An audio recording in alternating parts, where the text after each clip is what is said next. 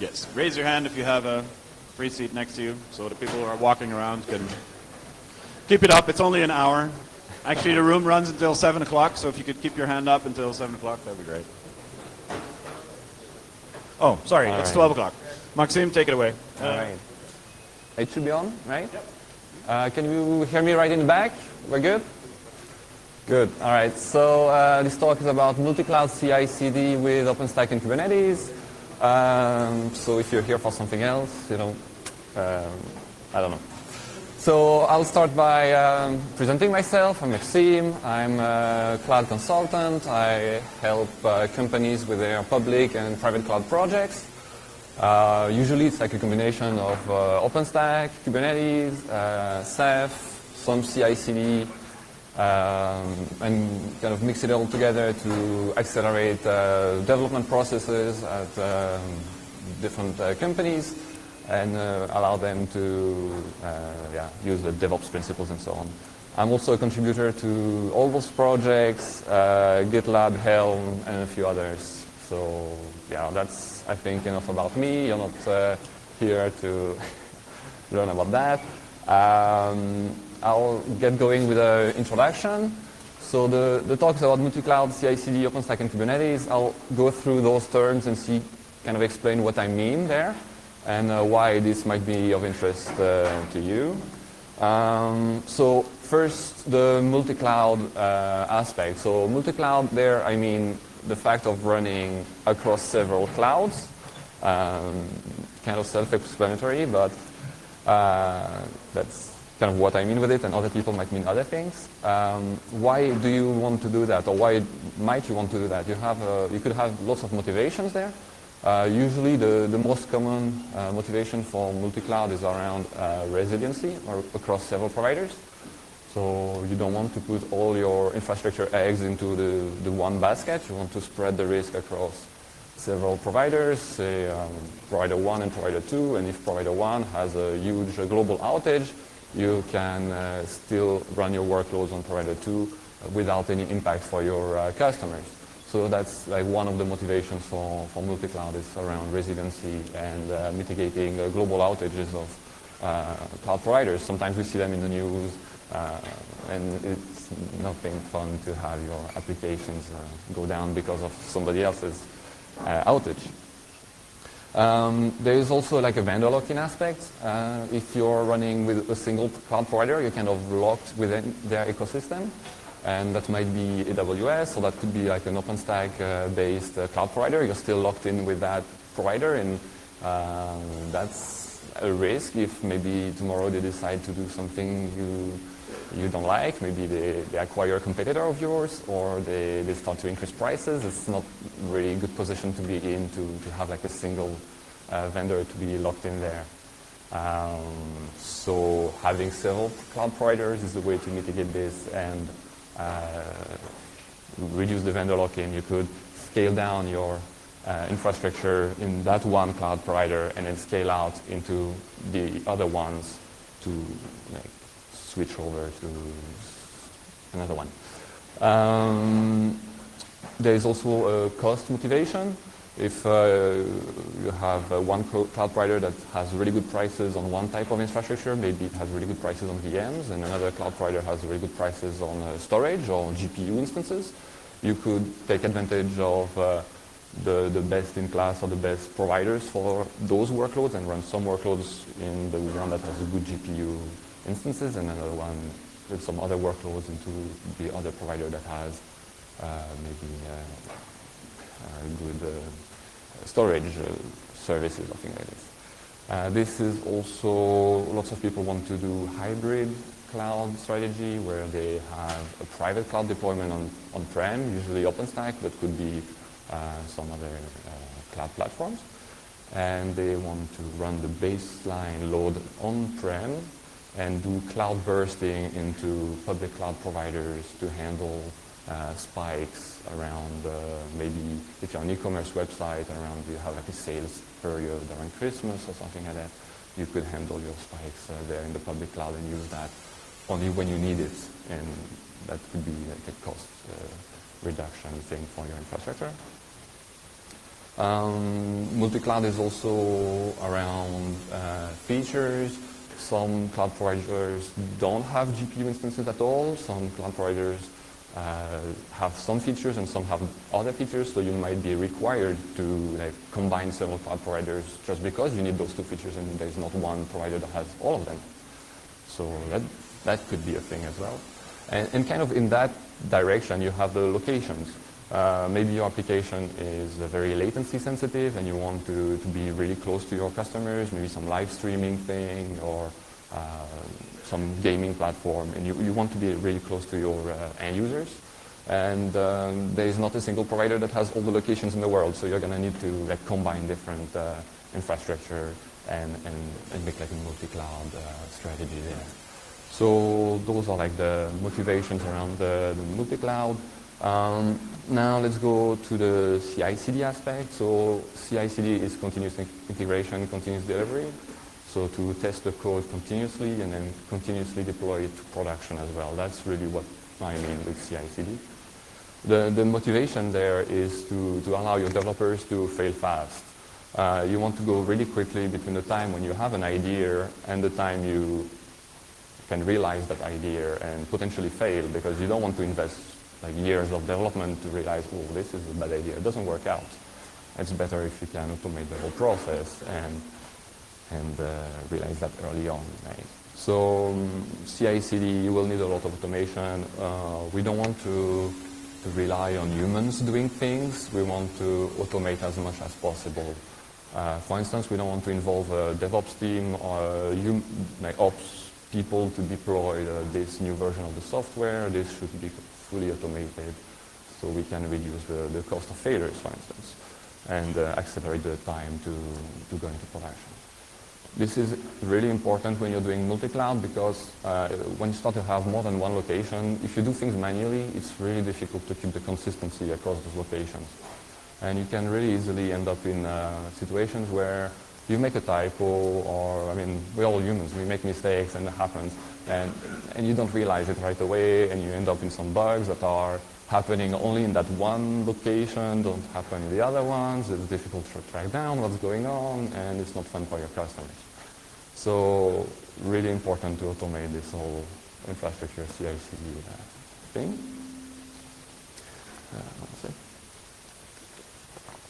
And then we have OpenStack and Kubernetes. Here, so what is OpenStack? Because you might not know about OpenStack. It's like an API-driven infrastructure platform. I see some people taking photos of the slides. There will be a link to the slides at the end, so you can just wait for that if you can and download them later on. So back to OpenStack. It's an API-driven open infrastructure platform. So basically, it's like an API, and you can boot up VMs into different locations. There are around 60 cloud providers around the world that provide commercial services there. So you can go on their website, you register, and they are going to allow you to boot up VM on their infrastructure for a fee, of course. And if you want to install OpenStack on-prem, that's also an option. So just to say that there's like an ecosystem around OpenStack that's quite large. And then Kubernetes. So Kubernetes is a container ecosystem. Very developer-centric, so that's because developers can run Docker on their computer, and then they can package the application in the same way on the computer, on their laptop, as what will run in production. That's like the portability of using containers. Makes troubleshooting much easier, and you don't end up in a situation where you have differences between your development environment, your staging environment, and your production environments. There, since you use containers, you have this portability and makes things more consistent across your environments. All right, so that's like the definition of the terms. Then this is a diagram of like overview of how this kind of fits together. We have on the left-hand side what I call the data plane. So you will have your users. They will talk to your application, and this is where you have your business logic. This is like your product, the thing you develop, like whatever it is. Your application will run on Kubernetes with some container there, and then Kubernetes will run on OpenStack. Kind of to clarify how like the big pieces interact with each other. And then on the right-hand side, we have what I call the control plane. And this is where your DevOps people or your developers or your operations people will work. They will work towards GitLab in this instance, the CI CD platform, and this will talk to the different components and make the magic happen at the right time, at the right place. So your developers can push a new version to your CI CD platform, and then it will make it happen in OpenStack, Kubernetes, and application, wherever is needed. So this is kind of the idea. Container platform, infrastructure as service, and business logic on top. All right. That's like the general thing. Now I'll go into the more technical aspects of it, so the architecture and how we can go from the web browser to the global multi-cloud architecture. So it's maybe obvious to some people that your clients, they will enter your application from like some form of DNS name. That's like the entry point that they have. And they will type that in their web browser, and then DNS resolution will happen, and hopefully at one point they will reach your application.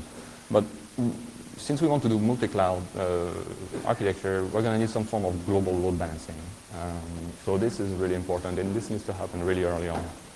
So you have kind of different options there. You could use CDN, and you might be already using a CDN for your application for caching or for accelerating things. So you could leverage features in your CDN provider to load balance things globally. So some CDN providers have like, you can set policies and routing rules and such. So this is like one option. Another option that you have is to use something at the DNS level, since the DNS is like the entry point here. Kind of three main approaches. You could use some form of like geo-routing DNS. There is Route 53 and DIN that have it as commercial services. And then on the open source front, you can do things in Bind, you can do things with GeoDNS, you have like lots of projects there that can help you. But we'll need a bit of hands-on there to get that going. So GeoDNS is, the idea is to route the query to the closest server or closest cloud to the user, right? And that works for most applications, and some applications require it. Another option, something you could do, is like some DIY dynamic DNS updates. So maybe you have like a background process that updates your DNS record on the fly based on whatever custom metrics you have that makes sense for your application. Maybe you want to do this based on load or something like this. So this could be a simple cron job or something more complicated. It's kind of up to you. And kind of the simplest option is to do DNS round robin. And there you just set several A records for one DNS name, like one for each cloud provider, for instance. The thing to know about DNS round robin is that you have very little control over how your clients will interpret this. So you can't really control how this will be load balanced. It's up to the client to handle the load balancing. So that doesn't work for all applications, but that's a solution that works for some, and that might work for you when it's very simple. All right, so we have our application. It goes through our global load balancer, and then we want to, the request goes through the global load balancer, and then we want it to hit one of our application containers, right? That's the next step in the chain. So in this example, we'll have like 3 example clouds. One on the left, one in the middle, one on the right. And we'll have our application hit one of our containers. But something we need to clarify is that for this to work out, your application needs to have certain properties. This will not work with any kind of application. It needs to be some form of 12-factor application. If you know the 12-factor principles, the application needs to be Dockerized, right? But we want to run this on Kubernetes. Kubernetes uses containers. So if our application is not Dockerized, we can't run it on Kubernetes. For most languages, this is like a solved problem. You have examples for like all the main languages on how to Dockerize applications. So that should be fine. Your application here, I'm going to assume it's HTTP based, some form of a web app with like a backend API, something like that. If you're doing something else, it might work, might not. It's going to be more complicated. And your application needs to to be distributed in some shape or form. And there I mean the application is to be able to run into an active mode. So several active instances working together. That's really important. So this doesn't work for all types of applications, but most, I think. All right. So we have our application layer, and our application layer runs on top of Kubernetes. Kubernetes is going to be our cloud abstraction, which will give us an API, so the Kubernetes API, which will abstract all the constructs from the underlying hardware and the underlying cloud providers. Each cloud provider is a little bit unique. Here we have one layer that will give us one API that works across cloud providers, being OpenStack, AWS, whatever. It's really, really important to do one cluster per location. Under no circumstances you should do one cluster across several data centers. This is a really bad idea in terms of failure domain. You can lose quorum very easily. This is just a source of problems. So one cluster per location, even if it's a small location with just one server, Kubernetes can run on a single server, that's fine. In terms of Kubernetes features, we will use ingress controllers. Since it's an HTTP-based application, that's going to be our reverse proxy layer. And then we'll use some form of federation. And more on federation. All right. So federation can mean several things based on what's your background, and I'll cover 2.5 of those. So federation, if you come from an OpenStack background or IDP background, you're thinking mostly about authentication federation, kind of like single sign-on experience where you can use one set of credentials or one token to access several platforms. So this is possible in Kubernetes and very much recommended as soon as you have several clusters, even if it's just test and prod. And the most common way to do this is OpenID and webhooks that are supported by the Kubernetes API server. The webhook way is very simple. Every time the API server will see a token that it doesn't know about, it will call that webhook that you configure, and that webhook is responsible to identify if this token is valid, and if it's valid, who is it about, and which group this user or service account is related to. So that's really useful if you have in-house IDP or authentication solution and you want to integrate that in there somehow. The simplest way is really the OpenID Connect support in Kubernetes. You just have 2 flags that you need to set in your API server. That's OIDC issuer URL, OIDC client ID, and you are really good to go on the server side. You have lots of OpenID Connect providers that are available. You can use Google, you can use GitHub, you can use GitLab, and there are plenty of online services. And if you're into the self-hosted thing, you can use GitLab on-prem, Keycloak, and Dex. So you're probably already using one of those things, and it's really nice to be able to just drop it in and reuse your existing authentication platform. On the client side, it's a little bit more tricky, since the clients, they will need to provide a token to identify themselves, and most people are not really, they don't really know how to do that. So you could do DIY, and there's like a kubectl command to set that in your client, this auth provider OIDC, and then you need to pass it your refresh token, your ID token, and a bunch of stuff. Or you can use a web interface called kubectl that we'll demo a bit later, that generates your kubecfg, kubeconfig file, and you just drop it in, and that's it. So this automates the process for your DevOps or your Kubernetes API consumers. So this is very interesting. You have another Kubernetes federation is kubefed, that was called before Kubernetes, and this is a completely different concept. There is one API to rule them all, basically, is the idea. You have one Kubernetes API, and that Kubernetes API talks to a bunch of different clusters and make things happen.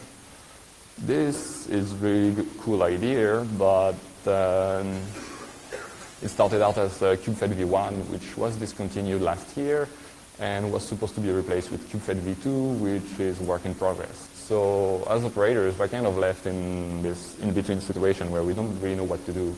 Should we go with kubefed v1, which works only with kind of old version of Kubernetes and is not really supported? Or should we go with an in-development version, kubefed v2, and cross our fingers? So this is a bit of a tricky situation, and yeah, it's how things are, and I'm sure contribution is welcome in this kubefed project. But in the meanwhile, I'm gonna choose to do some DIY magic in GitLab to handle the several clusters. And then later on, when kubefed v2 becomes ready, then we can backport that and fix things later, hopefully. So that's that for Kubernetes Federation. And then we have OpenStack at the bottom.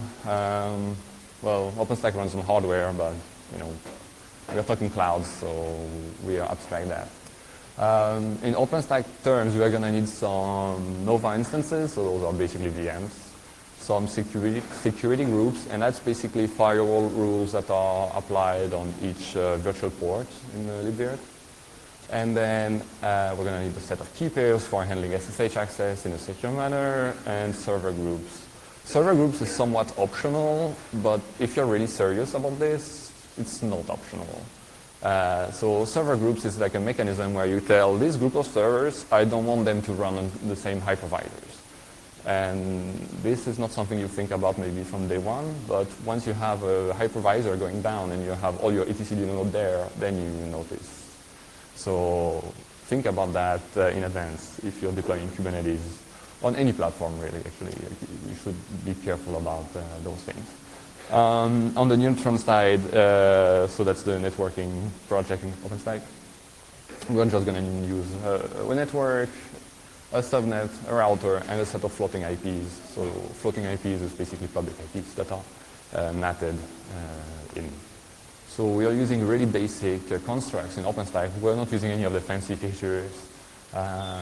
Keeping things simple. This is the key features in OpenStack, the most mature features.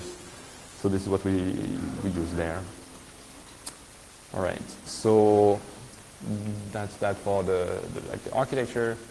That's a lot of things, a lot of pieces. We're going to need some tooling to make that happen in an automated fashion, right? I'm going to present a set of tools. Those are the tools I think are most popular. I'm not endorsing one in particular. If you have another tool that you like most, cool, that's fine. Some people are very opinionated about tools and such, so what works for you, that's great. I'll start with splitting this in kind of two big sections. There's the infra tools, so those are the tools that we will use to manage the VMs, basically. We're going to need to populate some VMs, and we want some tooling with that. We don't want somebody sitting in the web UI or in the CLI and OpenStack create VM or whatever. So I'll start with the OpenStack native tool, which is called Heat. That's a OpenStack project that's handling automation. You pass it a file that describes how you want your infrastructure to look, and it's going to make sure that those VMs and networks and floating IPs become available to you. This works really well. The kind of two downsides there is that it's a small-ish ecosystem, so it's difficult to find examples on GitHub or wherever is it you look. So you need to do a lot of DIY and a lot of you need to know about Heat. You need to have expertise in Heat. And it's OpenStack only, right? You can't use OpenStack Heat in Google Cloud, so you need to use another tool anyway for that. So kind of here what I'm saying is if you know Heat, if you're using Heat, if you're OpenStack only, that's probably a good choice. But if you want to do multi-cloud across different providers, different software providers like OpenStack and CloudStack and Google Cloud, you're probably out of luck. You have Ansible as another option, and there I'm talking specifically about the Ansible cloud modules. So Ansible is really big. I'm talking only about the cloud modules. So those are the OS_server modules that allow you to talk to the Kubernetes API into a YAML Ansible module thing. And this is a lot more mature, has support for AWS, Google Cloud, OpenStack, VMware, a bunch more platforms. And you probably already know Ansible, and you probably already use it in some places in your company. So that could be a nice choice, based on your team and what they know. Last tool is Terraform, and Terraform is a tool that is designed for infrastructure management, whereas Ansible does lots of stuff, and infra management is one of those things. Terraform does infra management only. So a little bit of a different approach there, and that is visible in the features that you have in Terraform. For instance, you can, when you run Terraform, it asks you, this is what I'm about to do. Are you really sure this is, what you want to do? So you can review that. In Ansible, it's not so easy to make this kind of prompts and plans and such. And since Terraform is focused on infra management, has a huge amount of platforms that are supported. So if you're into some exotic platforms, this is probably a good way. All right, so now that we have let's choose a tool for the infra management, and then we'll want to install Kubernetes on that, right? So I will start again with the OpenStack native tool, which is Magdom, which is an OpenStack project, and has kind of the same downsides as Heat. So if you're OpenStack only, if you know OpenStack really well, this is a good way to go. It uses Heat in the background to do stuff, and works really well. It's kind of a small ecosystem. Last I checked, there was no Ansible cloud module for it, so you need to double check those things, I think. You have some other tools that are available to install Kubernetes. You have kops, for instance, and this one is not OpenStack at all. It's only AWS, so you could use different tools. Maybe you use Magdom for your OpenStack stuff and kops for your AWS stuff. Same thing with Rancher. Rancher doesn't really have native OpenStack support, but has support for AWS, Google Cloud, VMware, and a few other platforms. So there you could also combine Rancher with Magdom if you want. And lastly, Kubespray is also a popular deployment tool for Kubernetes, and it supports OpenStack, AWS, Azure, bare metal, vSphere.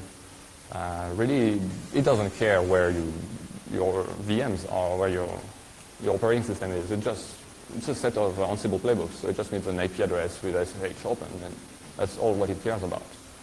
So this is really the only way if you want to do, or one of the most common ways if you want to do Kubernetes on bare metal, for instance. And the nice thing with Kubespray is that it comes built in with a set of Terraform recipes or plans that you can directly use for AWS and OpenStack. So if you don't know Terraform, you could just use those and get going that way. So that's that for the tools. No, the CI tools, I forgot. So we're going to need some CI tools. I talked about GitLab before, but if you use Jenkins or whatever, that's fine with me as well. I'm just very familiar with GitLab, and I like the integration with the Git repo directly in the merge requests. It's all-in-one solution. I think it's kind of neat for the CI part.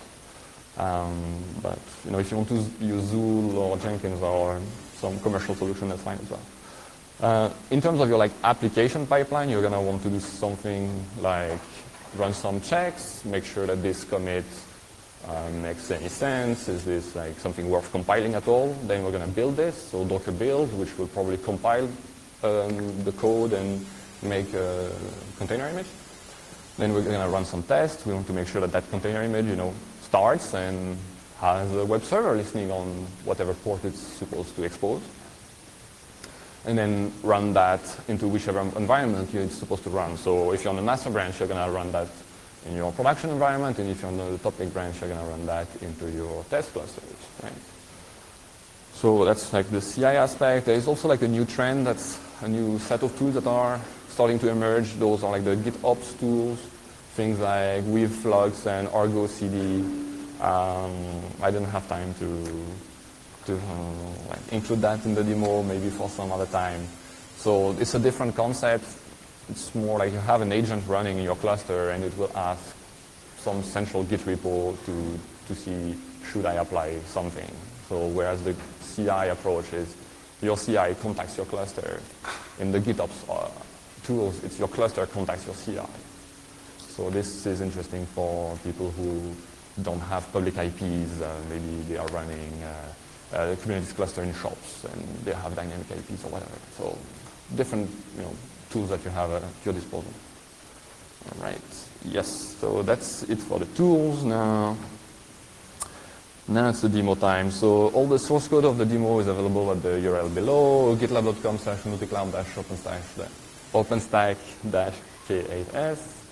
Have a look there if you want. The link is in the slides. Right. So I talked a lot about different solutions, different options, but for the demo you have to choose something, right? So I selected DNS round robin because I don't have access to the CDN, and this is what I had access to. I used kubespray, I used Terraform, and for Terraform I used the recipes or the plans that are built in kubespray. GitLab CI with what they call the auto DevOps feature, and that's basically a wrapper around Docker build, Helm install. So if you're using any other CI tool, that's cool, just do something like that. And the demo, if it works, runs on 27 different data centers operated by 18 different companies. And they run OpenStack from version Havana, which is like, 3-4 years ago, to Rocky, which is latest release. So kind of to show it's a huge variety of data centers, different versions, and the idea is if there's a bug in one version that affects you, hopefully it doesn't affect everybody, right? Again, the source code is linked there. I need to give a big thank you to all the cloud providers that are participating. So all those different companies are providing some resources to make this demo happen. And big thank you to them, otherwise without them it wouldn't be possible. Right. Now demo. Right, so I'm going to switch windows, and I hope it will be visible in the back. All right. So,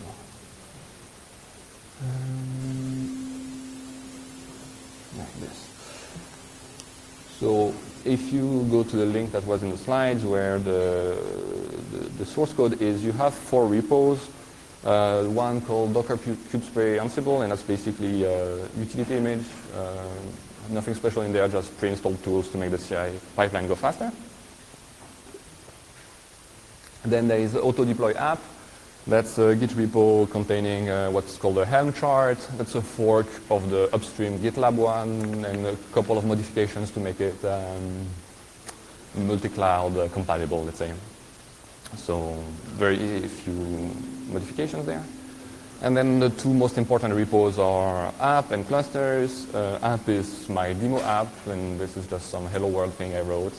And clusters is the repo that handles the infrastructure as code management of all the Kubernetes cluster across the 27 locations.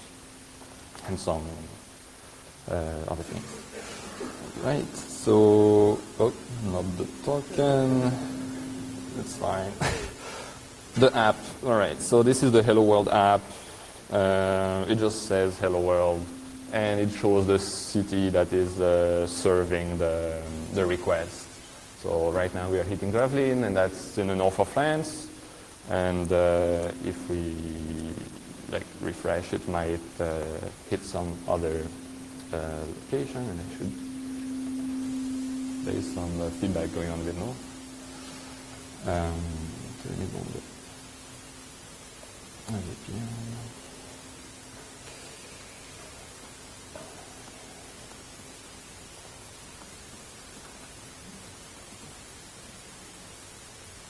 So, like I said, since it's doing DNS round robin, it's completely up to the client what happens with those things. And on Mac, natively, it really sticks to the one record it has. So it was sticking to Gravelines. Now I VPN through something else, and now we're hitting Amsterdam. So DNS round robin is really just for the demo. It's probably not a great idea to use that in production, especially in this example, since you have so many locations. All right. This is the repo app that contains a Docker file and app.py. Docker file is really simple. We just install the requirements from pip, and then we run the unicorn with our app. The app is just 50 lines or so. talks to some API to fetch those nice images based on the location, and then shows some HTML thing. And the HTML comes from this templates folder, which is using Jinja. It's nice. All right. So, all right, that's that. I will go over to index.html. And here I can go hit edit. And I will change hello world to hello FOSDEM 2019. And I will commit into master, which you should not do, but yeah, we don't have time for the demo to run a topic branch and then merge that later to master, so, you know. Hello FOSDEM, at least we have a commit message. Yeah, so just follow your development workflow there, you know, topic branch and then merge requests, second pair of I for review, and then, you know, merge that. But it's a demo. Then I'm gonna hit pipelines. Would be good if. And then we have our GitLab CI going. So we're running build and test at the same time. You probably want to like do some pre-flight checks before. I kind of narrow down the pipeline to as short as possible to have a demo of reasonable time. And then we have all the CI jobs to deploy in all the different locations, right? And I made a small web app to visualize that. So currently everything is green, and then things will start to change colors as we have our Docker image built, and we will start to deploy stuff in different locations. Right. This takes a few minutes, so keep that in mind, and I will demo another thing while this builds, all right? So we're not stuck here for a long time. So I will try to move this over here and then resize this like so. All right, so now I'll talk a little bit about the cluster management repo. So there's a clusters repo that has really two scripts, up.sh and down.sh. Up.sh boots up a new clusters with Terraform and then runs kubespray to install Kubernetes there, and down.sh destroys everything in that data center. Really simple stuff. And then we have the CI there as well. Yeah, so you can see on the right-hand side that stuff is being deployed as we speak, right? All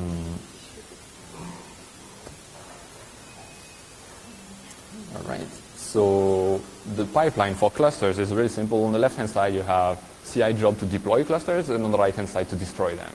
So I just click this button to rerun the CI there, like install it, and this one to destroy it. All right.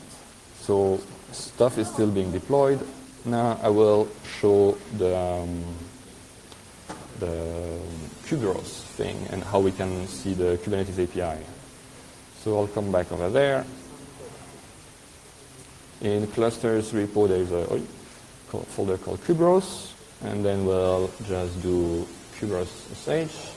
This will run Kuberos locally on my machine, but you should really run this as a web service somewhere. And I'll copy this. We'll open it. That's no good. All right, let's disable this. Maybe the modify will. Right. So then I hit the single sign-on or the identity provider. Here it's GitLab.com, and it asks me, are you sure you want to give a token to the Kubernetes demo? Yes. And then it tells me everything is good. I can download the config file. I can leave this. Then I can move the config file from my downloads folder into, it's cut, but it's .kube/config. Then I can do kubectl config get context, and we can see all the different data centers we have. Then we can do kubectl get pods. Yeah, I did this before. -n app to select the namespace in Kubernetes, and -- context London. So this, we should see the pods running in London, and now I can see, let's see the pods running in Amsterdam. And this is, all from one CLI. I don't have to configure too much. And something we can try is to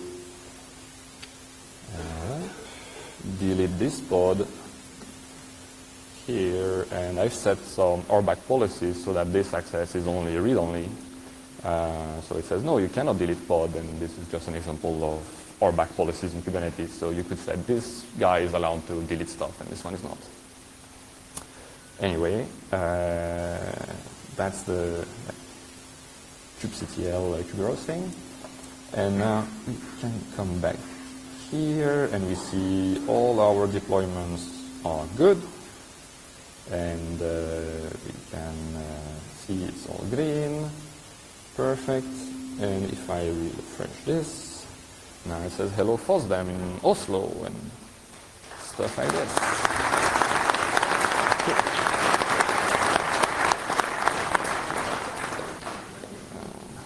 And now we hit Berlin, and you get the idea, San Jose and stuff like this.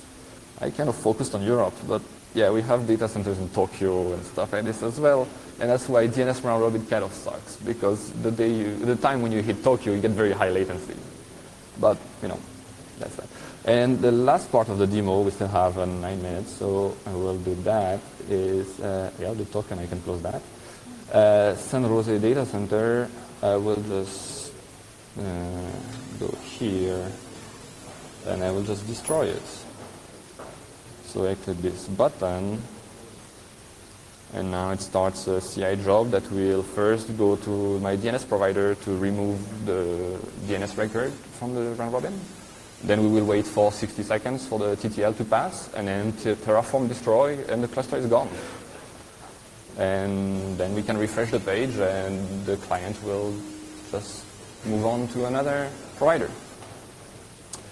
Now we're waiting for the DNS propagation, and that takes a few seconds, like I said. And that's kind of that. I'll just finish up the slides. There's just a conclusion slide, because this way we have time for questions. All right, so where is it? Here. Wrap up. So to wrap things up, kubefed v2 is coming, and it's kind of a pain, this situation where v1 is out and v2 is in progress. OpenStack interop is really hard. I use 18 provider or something, and each of them is kind of unique in their own way, and it's really difficult to identify all the ways they are unique and manage those things. So some guys will have firewall rules for you, some guys will have support for neutron routers, some won't, some will have support for floating IPs, some won't, some different operating system images, they will bake in some stuff. It's the last slide, so you can wait 5 seconds.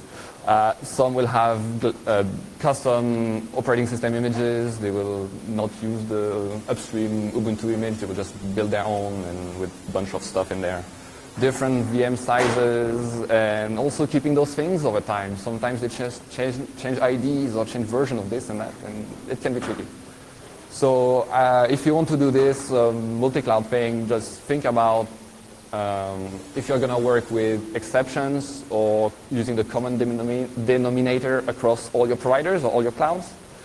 And that's really a per cloud, per application decision. Too many exceptions will add a lot of work for you, but the common denominator might not be good enough. So you have to look on a case-by-case basis. And kind of my conclusion is we need to start looking at cloud providers as cattle, right? Kind of before we would treat servers as pets, where we would have our pet server and we would fix it. But now it's time for clouds to be like that. Oh, Amazon is down. I just destroy everything I have there and move on to the next one. I don't really care about one specific cloud provider or not. And that's it for that. Links to the slides, and thank you for your attention.